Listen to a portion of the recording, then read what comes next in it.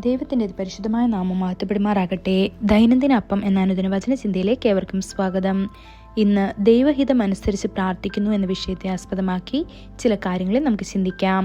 അതിനാധാരമായ ഒരു വാക്യം വായിക്കാം. 1 യോഹന്നാൻ 5:14 അവൻ്റെ ഇഷ്ടപ്രകാരം നാം എന്തെങ്കിലും അപേക്ഷിച്ചാൽ അവൻ നമ്മുടെ അപേക്ഷ കേൾക്കുന്നു എന്നുള്ളത് നമുക്ക് അവനോടുള്ള ധൈര്യമാകുന്നു. നാം അവൻ്റെ ഇഷ്ടപ്രകാരം പ്രാർത്ഥിക്കുമ്പോൾ കർത്താവ് ഉടനടി ഉത്തരം നൽകുന്നു. എന്നാൽ ദൈവഹിതത്തേക്കാൾ സ്വാർത്ഥമോഹങ്ങളിൽ നിന്ന് ഉടലെടുക്കുന്ന പ്രാർത്ഥനയ്ക്ക് ഉത്തരം ലഭിക്കുന്നില്ല.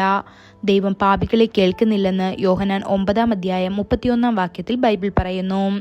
സങ്കീർത്തനക്കാരൻ പറയുന്നു, എൻ്റെ ഹൃദയത്തിൽ ഞാൻ അകൃത്യം കാണുന്നുവെങ്കിൽ കർത്താവ് കേൾക്കയില്ല എന്ന്.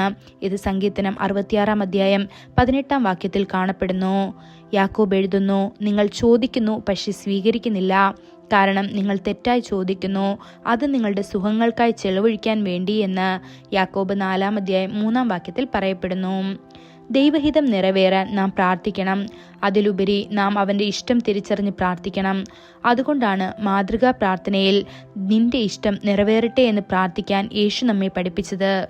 ഈ ലോകത്തിൽ 3 തരത്തിലുള്ള ഇച്ഛാശക്തികളുണ്ട്: മനുഷ്യന്റെ ഇഷ്ടം, പിശാചിന്റെ ഇഷ്ടം, ദൈവത്തിന്റെ ഇഷ്ടം. കർത്താവ് നമ്മുടെ ഉള്ളിൽ സ്വതന്ത്ര ഇച്ഛാശക്തി സ്ഥാപിച്ചിരിക്കുന്നു. വിവേചിക്കാനുള്ള വിവേകവും യുക്തിസഹജമായി ചിന്തിക്കാനുള്ള ജ്ഞാനവും നമുക്ക് നൽകിയിരിക്കുന്നു. എന്നിരുന്നാലും നമ്മുടെ സ്വയ ഇച്ഛയെ അവൻ്റെ ദിവ്യ ഇച്ഛയ്ക്ക് സമർപ്പിക്കണമെന്ന് അവൻ ആഗ്രഹിക്കുന്നു. മറുവശത്ത് സാത്താൻ മനുഷ്യന്റെ ഹൃദയത്തെ പാപകരമായ സുഖങ്ങളാൽ നിരന്തരം വശീകരിക്കുന്നു. ക്രമേണ അവൻ തൻ്റെ ഇച്ഛയെ മനുഷ്യാത്മാവിലേക്ക് കുത്തിവെക്കുന്നു. ഒടുവിൽ മനുഷ്യ ഇച്ഛയെ നശിപ്പിക്കുകയും വ്യക്തിയെ അവൻ്റെ ആധിപത്യത്തിന് കീഴിൽ അടിമപ്പെടുത്തുകയും ചെയ്യുന്നു. ദൈവത്തിൻ്റെ ഇച്ഛ എന്നാൽ അവൻ്റെ ചിന്തകളും വികാരങ്ങളും സ്വീകരിക്കുക എന്നതാണ്. അവനെ പ്രസാദിപ്പിക്കുന്ന കാര്യങ്ങൾ ചെയ്യാൻ നാം കീഴടങ്ങുമ്പോൾ അവൻ നമ്മെ അവൻ്റെ പൂർണ്ണ ഇച്ഛയുടെ പാതയിലേക്ക് നയിക്കുന്നു. നമ്മുടെ ആഗ്രഹങ്ങളെ കർത്താവിൻ്റെ മുൻപാകെ കൊണ്ടുവരുന്നത് തെറ്റല്ല.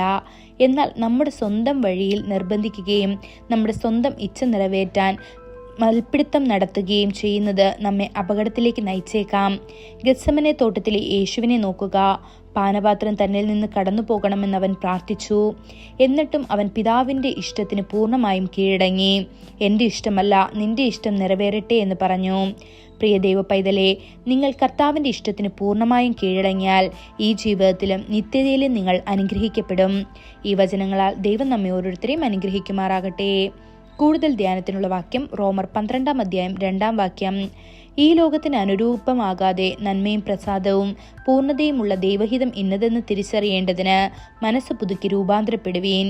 ഇന്നത്തെ ബൈബിൾ വായന: രാവിലെ സങ്കീർത്തനങ്ങൾ 87-88 അധ്യായങ്ങൾ, വൈകുന്നേരം റോമർ 13 അധ്യായം. ആമേൻ.